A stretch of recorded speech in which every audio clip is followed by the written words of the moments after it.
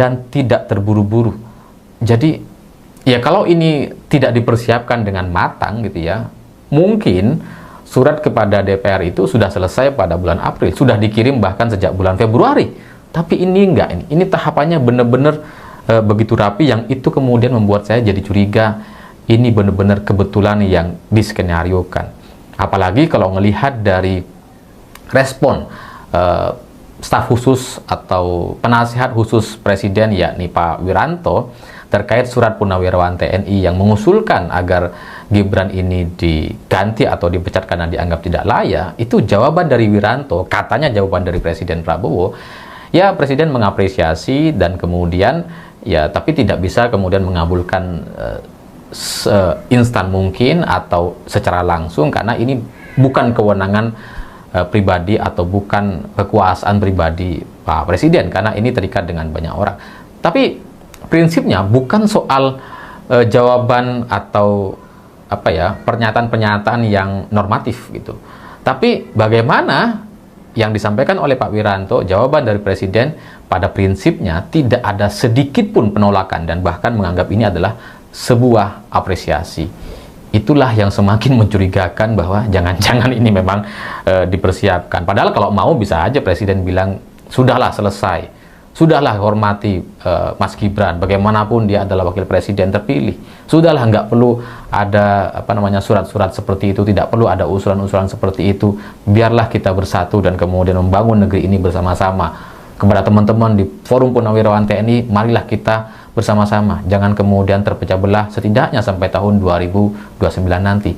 Bisa saja Presiden Prabowo bilang seperti itu meskipun lewat Pak Wiranto atau siapapun, tapi sampai sekarang tidak ada penolakan secara vulgar atau terbuka yang disampaikan oleh Presiden Prabowo. Jadi ini sangat-sangat rapi sekali, dan yang terpenting yang menginginkan ada pergantian wakil presiden ini bukan sama sekali bukan dari PDI Perjuangan gitu. Dan dalam hal ini PDI Perjuangan juga nggak ada hubungannya dengan Forum Purnawirawan TNI, itu agak jauh berbeda ya karena Ibu Megawati bukan bagian dari Purnawirawan TNI, jadi jauhlah dan nggak ada hubungannya gitu.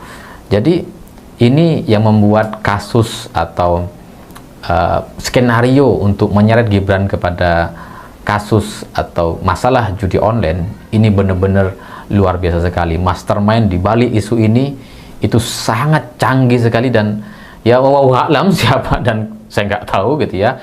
Tapi kalau bisa diprediksi sih bisa, rasanya kalian juga sudah pasti bisa ngira-ngira lah. Kalau kebetulan ini adalah kebetulan yang diskenariokan, direncanakan, rasanya nggak mungkin orang biasa. Rasanya kita atau ini bukan levelnya Pak Trisno, ini bukan levelnya Purnawirawan yang nama-namanya ada dalam surat pemakzulan itu. Ini bukan level mereka lah gitu ya. Pasti ada yang mendorong dan menjadi mastermind dari semua skenario-skenario ini gitu. Tapi intinya dalam hal usulan pemakzulan Gibran, kalau kita melihat gitu, dengan tidak adanya tokoh-tokoh besar yang menyampaikan penolakan, tidak ada ketua-ketua partai yang membela Gibran sama sekali, setidaknya sampai hari ini, dari bulan April sampai bulan Juni, sampai surat pemakzulan ini dikirim ke DPR, belum ada satupun pembelaan dari ketua-ketua partai. Itu menunjukkan bahwa nampaknya yang dendam dengan Pak Jokowi ketika menjadi presiden itu hampir semua orang. Karena nggak ada pembelaan sama sekali, padahal Gibran adalah wakil presiden. Harusnya ketua-ketua partai sebagai bagian dari koalisi Kim Plus Plus ini, itu harusnya ada dong yang kemudian berkomentar gitu, sudahlah gitu ya, atau ya memberikan satu pernyataan yang jelas bahwa agar ini tidak dilanjutkan. Tapi sampai sekarang nggak ada, semuanya abu-abu. Dan itu menunjukkan banyak sekali orang punya kepentingan, banyak sekali orang yang menunggu momen-momen seperti ini, yang karena ketika Pak Jokowi jadi presiden, sepertinya ada luka-luka yang ditinggalkan dan itu menimbulkan dendam. Ada banyak cerita yang saya tahu, mulai dari orang-orang yang digagalkan, orang-orang yang di PHP sama Jokowi. Wah, karena disuruh siap-siap gitu ya, kamu siap-siap untuk jadi wapres, calon wapres, siap-siap untuk jadi calon wapres dan sebagainya. Itu ada banyak orang yang dijanjikan setahu saya, dan ya mungkin hari ini mereka itu ya ikut terlibat, atau setidaknya mereka menikmati skenario yang sedang terjadi hari ini. Ada banyak sekali pihak yang tidak terima dengan Pak Jokowi, dan situasi hari ini sepertinya Gibran tidak mampu untuk melindungi bapaknya atau bahkan melindungi dirinya sendiri. Karena dengan situasi yang seperti sekarang, Gibran jadi lebih tidak sering muncul di publik, ya kalaupun muncul hanya di YouTube saja. Saya pikir itu. Terima kasih sudah menonton. Iya, halo teman-teman, kembali bersama saya di channel ini. Salam inspirasi, salam NKRI harga mati. Bersama saya di channel NES 2045 yang membahas seputar politik, pendidikan, hingga budaya. Iya, soal apa yang disampaikan oleh saudara kita, Lipur Rahman, soal Wapres, dan tentu banyak juga tadi hal-hal yang disampaikan oleh beliau. Dan saya meyakini Anda juga sudah mendengar dan memahaminya. Tetapi di sini saya seperti biasa menarik sekali untuk membahas bagaimana penilaian teman-teman kita. Saya awali yang pertama. Seharusnya Gibran introspeksi diri, menyadari kemampuannya di bawah rata-rata dan juga tuntutan sebagian besar rakyat agar diganti yang lebih baiknya mengundurkan diri lebih terhormat. Nah, kalau memang pemakzulan itu benar dilakukan, ya rasa-rasanya sih ya seperti yang dikatakan oleh teman kita ini, bahwa mundur jauh jauh lebih mulia, jauh lebih terhormat dibandingkan diberhentikan, ya. Apa ini, Bajar Banteng memang canggih, cocok logi, semangat Mas Alif, lumayan nambah cuak. Boleh nih dilapor ke lapor Mas Wapres, kasus Wapres RI full akun judi online. Mematikan situs web itu gampang bagi Kominfo, makanya soal situs judul sebetulnya gampang basmi judul. Ya kan semua kan bisa di apa namanya, bisa di sistemnya harusnya bisa diapakan ya, bisa diblokir aja langsung gitu ya. Tapi ya itu seperti tadi, masih masih banyak sekarang yang apa namanya, yang bermain tuh ya. Bahkan ada indikasi kuat kepada Budi Ari bahwa beliau terlibat apa namanya, menerima fee ya 50% kemarin ya, isunya tuh yang beredar, indikasi kuat, dan sudah terdakwa juga oleh Kejaksaan Agung gitu ya.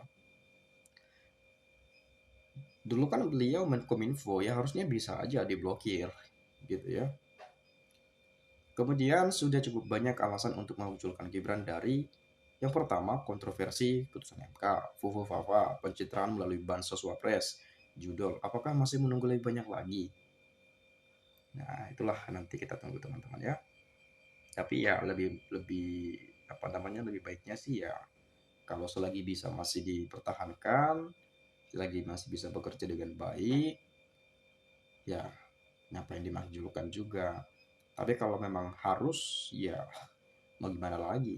Tapi dengan catatan tidak segampang dan tidak semudah itu.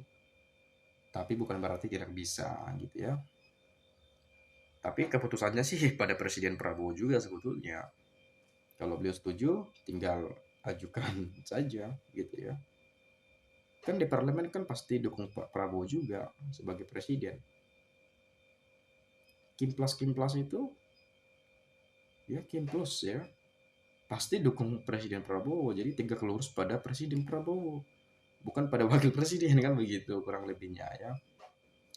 Kemudian semua ketum partai pernah dikerjain sama Jokowi, wajar mereka dendam. Ketum partai yang mengusung dia dikerjain. Tambah korupsi, suap es doger. Ketua partai-partai pendukung Presiden Wowo juga sudah angkat tangan masalah pemakzulan wakil presiden Gibran, istilah bodo amat. Oke. Kesuwen makzulkan secepatnya. Allah udah tunjukkan sifat buruk keluarga Jokowi. Semoga Pak Prabowo bisa menilai mana yang baik dan mana yang buruk untuk jadi wakilnya. Kebenaran akan mencari jalannya sendiri, benar adanya. Semoga akan terjadi pemakzulan karena dengan akun Fufafanya masih kebal dan banyak yang melindungi karena kepentingan pribadi. Kini bisakah tidur nyenyak?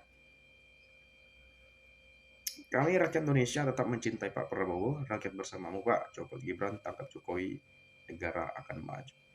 Kenapa banyak sekali yang komentar negatif kepada keluarga Pak Jokowi ini tentunya? Ada apa sih sebetulnya? Kenapa seperti itu sekali gitu ya? Apa namanya? Menurut saya teman-teman ya, setiap pemimpin itu nggak ada yang sempurna. Pak Prabowo sekalipun nggak bakal bisa sempurna. Kita manusia pasti punya keterbatasan juga, pasti pernah hilaf juga gitu.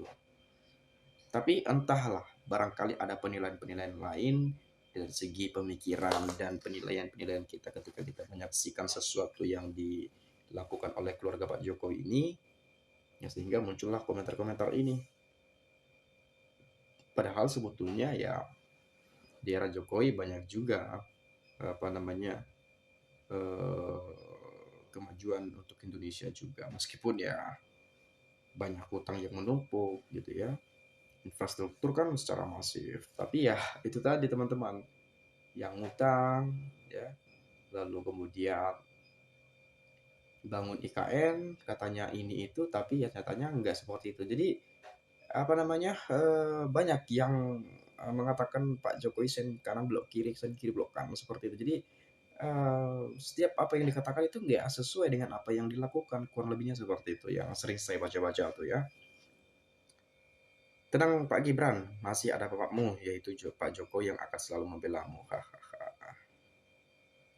Hasil putusan MK final dan mengikat itu perlu dikaji ulang lagi. Harusnya ada kecualinya. Kalau nggak hal kasus Paman Gibran pasti bakal terulang lagi.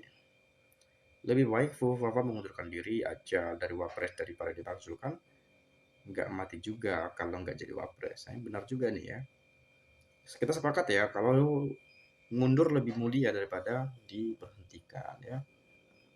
Bukan semua orang bos, tapi seluruh rakyat dan umat Islam seluruh Indonesia muak dan muntah dengan si Raja Dobol, si Jokodol, dan Aguan, Antoni Salim, oligarki CS, komunis RRC, beserta sekeluarganya dan sampai ke akar-akarnya yang telah membuat rusak NKRI. Nah ini nih, malas banget kalau udah baca-baca komentar begini. Pasti aja ada manusia-manusia yang menyebarkan virus-virus ya. Apa nih? Eman-eman. Oh, aman-aman tuh apa nih ya?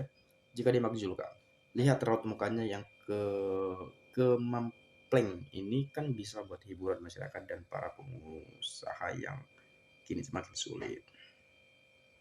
Tapi kita tunggu dulu dong, kan ada janji Wapres kita menciptakan 19 juta lapangan pekerjaan. Apakah teman-teman nggak ngarepin itu atau bagaimana? Makanya ngebet banget untuk makzulkan Gibran, kan begitu. Tapi nggak tahu juga sih benar atau enggaknya nanti 19 juta lapangan kerja itu ya. Tunggu saja lah. Kemudian siapa yang bisa menantang pelanggaran apa nih? Hakim di MK mengenai Jokowi dan iparnya ngatur karpet merah Gibran ingusan di 40 tahun bisa nyawa pres. Tapi kalau memacu pada putusan itu saya rasa ya sudah kecil lah, tipis lah kalau untuk memajukan karena itu sudah sah secara hukum dan itu sudah dilakukan sengketa pilpres di Mahkamah Konstitusi yang memang ya banyak sekali juga katanya kejanggalan-kejanggalan atau dugaan-dugaan ya kecurangan dan sebagainya pada saat itu. Dan lalu kemudian ya it's okay kalau putusan itu misal oke lah gitu, putusan MK. Tapi kan rakyat yang memilih. Kalau rakyat nggak menghendaki ya nggak bakal jadi wapres juga. Tapi di sisi lain ya karena bapaknya presiden, lalu ada dukungannya Pak Jokowi pada saat itu, efek Jokowi kan pasti banyak lah gitu ya, karena dulu masih jadi presiden. Ditambah lagi pendukungnya Pak Prabowo yang banyaknya luar biasa gitu ya, maka menang telaklah mereka ya. Wahai Gibran Raka, mundurlah kau dengan sukarela. Nama kau akan dikenang baik dan anak cucu cicitmu tak akan menanggung beban malu di masa depan. Dari keenam mantan presiden hanya Mulyono yang paling banyak dibully warganya dari ijazah palsu, Fafa Judul sampai ke keluarganya alasan cuma satu, Haruk. menurutnya pemerintah. Mulyono. Ya mungkin itu saja lah ya. Ini makin panjang juga di komentar teman-teman kita ini ya. Kalau teman-teman mungkin punya pendapat lain, boleh silahkan sampaikan di komentar pada video ini. Dari saya itu saja. Terima kasih, salam dan sampai jumpa.